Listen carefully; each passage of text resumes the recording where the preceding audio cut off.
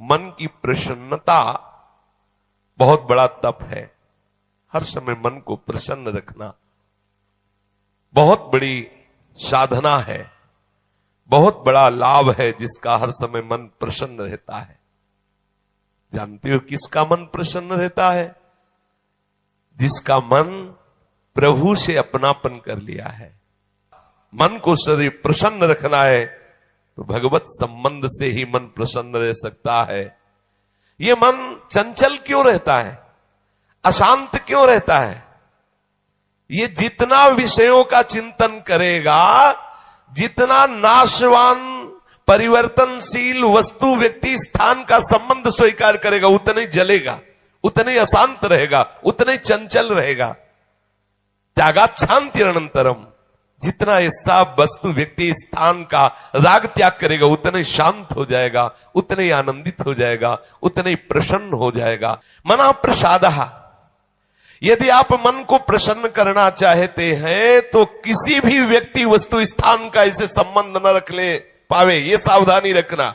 और होता क्या है, बोले चलो मनोरंजन करते हैं, कहां? किसी व्यक्ति में, किसी वस्तु में, किसी स्थान में, किसी द्रव्य में।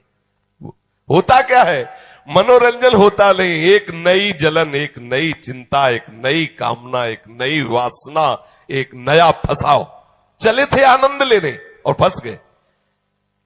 हमारा मन प्रसादः, मन प्रसन्न कब होगा? बहुत ध्यान की बात है। भगवान कह रहे त्यागात शांति अनंतरम, यदि आप शांति देना चाहते हो अपने मन को, आनंद देना चाहते हो, प्रसन्नता पाना चाहते हो, तो आप वस्तु व्यक्ति स्थान के संबंध से रहित कर दो अपने मन को। एकमात्र प्रभु के चरणारविंद में आप अपने मन को लगा दो, फिर आप देखें आपका मन सदैव प्रसन्न रहेगा। क्योंकि प्रभु अविनाशी है, वस्तु व्यक्ति स्थान परिवर्तनशील है। वो एक रस प्रसन्न रह ही नहीं सकता जिसका वस्तु व्यक्ति स्थान से संबंध है, नहीं रह सकता। क्योंकि वो एक रस नहीं है तो मन कैसे एक रस होगा? वो विनाशी है, परिवर्तनशील है, मूल में दुख है, केवल ऊपर से सुखद दिखाई दे रहा है। मन में अशांति, दुख, क्लेश, बंधन का कारण है किसी वस्तु व्यक्ति स्थान से अपनापन कर लेना। सूक्ष्मता से देख लीजिए, अभी हम यही फंसे हैं, चाहे हम ज्ञानी भगत हो चाहे प्रेमी भगत हो, अभी केवल मन के भगत हैं, मन को अभी भक्ति के मार्ग में नहीं खड़ा कर पाए। किसी भी वस्तु व्यक्ति स्थान से राग न रह जाना ये वैरागी का लक्षण है। समस्त वस्तु व्यक्ति स्थान में एकमात्र सच्चिदानंद आराध्य देव को देखना ये अनुरागी का लक्षण है। हम देखें कि हम ना तो वैरागी है ना अनुरागी है, हम तो रागी है। हर वस्तु व्यक्ति स्थान से हम सुख भोगना चाहते हैं। देख लो, अगर ऐसा नहीं तो फिर मन जाएगा ही नहीं। जब तक सुख की लालसा नहीं तब तक मन जाने वाला नहीं। इसको जहां जहां सुख का मिलने का भाव है वहीं वहीं ये जाता है। जब धन संपत्ति, स्त्री, पुत्र, नाना प्रकार की भोग सामग्री, इनमें हम अपनापन कर लेते हैं तो मन हमारा चंचल हो जाता है। सबका प्रश्न होता है, मन भजन में नहीं लगता, चंचल है। मन चंचल आपने किया है, आपको ही छोड़ना पड़ेगा। आपने वस्तु व्यक्ति स्थान से संबंध कर लिया है, वो चंचल परिवर्तनशील नाशवान वही लक्षण मन को आ रहे। वो आप अविनाशी प्रीतम से अपना संबंध कर लो, देखो कितना आनंद मन में रहता है, कितनी प्रसन्नता रहती मन में। भगवत चरणारविंद का आश्रय लेने वाला हर समय प्रसन्न रहता है, ये पहचान है। भारी से भारी विपत्ति में भी उसका हृदय आनंदित रहता है, क्योंकि ये विपत्ति संपत्ति बाहरी बात है। वो जिस आनंद में मगन है वहां न विपत्ति का न संपत्ति का, दोनों का प्रवेश नहीं, न हर्ष न शोक का। इसलिए मना प्रसादः, साधक ध्यान दे संतुष्टः येन केनवा। हर परिस्थिति में मन को प्रसन्न करना सीखे, प्रसन्न रखना सीखे। परिस्थिति में प्रसन्न तभी रह सकते हैं जब भगवत चरणारविंद का आश्रय नहीं। कभी परिस्थितियां किसी को चैन नहीं लेने देती, कभी संयोग, कभी वियोग, कभी हर्ष, कभी शोक, कभी अनुकूल, कभी प्रतिकूल, कभी मान, कभी अपमान, इसी द्वंद्व में हम पिसते रहते हैं। तो मन कहां प्रसन्नता का अनुभव कर पाता है। मन की प्रसन्नता के लिए सांसारिक वस्तु, व्यक्ति, परिस्थिति, देश काल, घटना आदि को लेकर के हम अपनापन, अहम करके उसे ना माने। जैसे ये व्यक्ति मेरा है, ये वस्तु मेरी है, ये स्थान मेरा है, ये अमुक अमुक मेरे। अब आपका मन प्रसन्न नहीं रहेगा, जलेगा, अशांत रहेगा।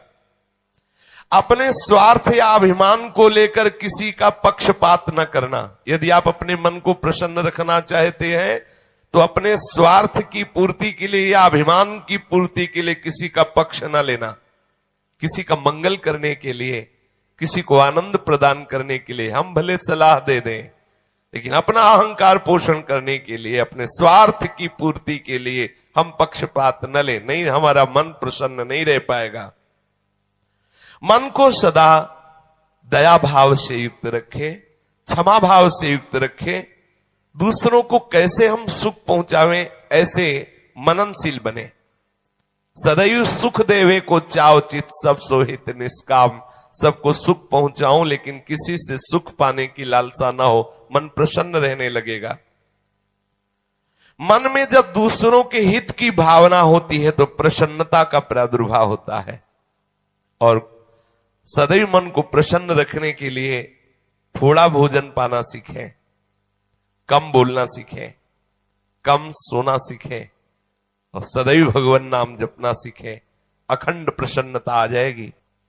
मानते हैं प्रारब्ध के अनुसार शरीर रोगी हो सकता है, परिस्थिति प्रतिकूल आ गई, संसार ने तुम्हारा त्याग कर दिया, लोग निंदा करते हैं, लेकिन आप प्रसन्न रहेंगे क्योंकि आपने बहुत बड़े करुणा निधान आनंद समुद्र प्रभु का आश्रय ले लिया है।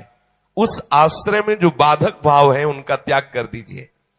अधिक भोजन करने वाला कभी प्रसन्न नहीं रह सकता। और बड़ी विचित्र ये जिभ्या है, ऊब गए भगवान।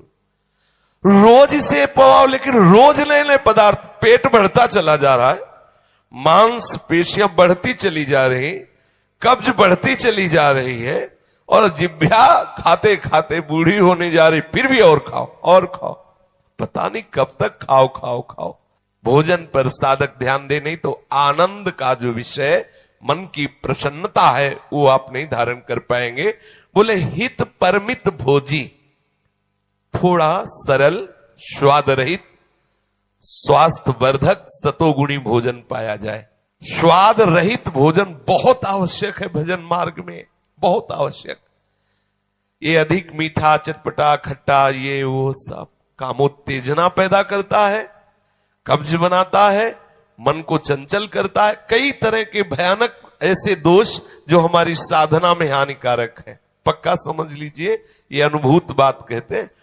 भोजन जितना सरस होगा, भजन उतने चौपट होगा। पक्का समझ लो। ये भोजन बहुत घातक वस्तु है, बहुत घातक वस्तु है। साधक इस बात पर ध्यान दे, ये भोजन हमें मारे डाल रहा है। हमारा जीवन भगवत प्राप्ति के लिए है, और ये आज पा लिया, वो पा लिया, ये गुलाब जामुन, ये लड्डू, ये वो, बस बुद्धि में विचलता, भगवत चिंतन रहित और नाना प्रकार की वासनात्मक खेल की कामनाएं, कल्पनाएं, ये भोजन के कारण। बहुत आवश्यक है भोजन सुधारना।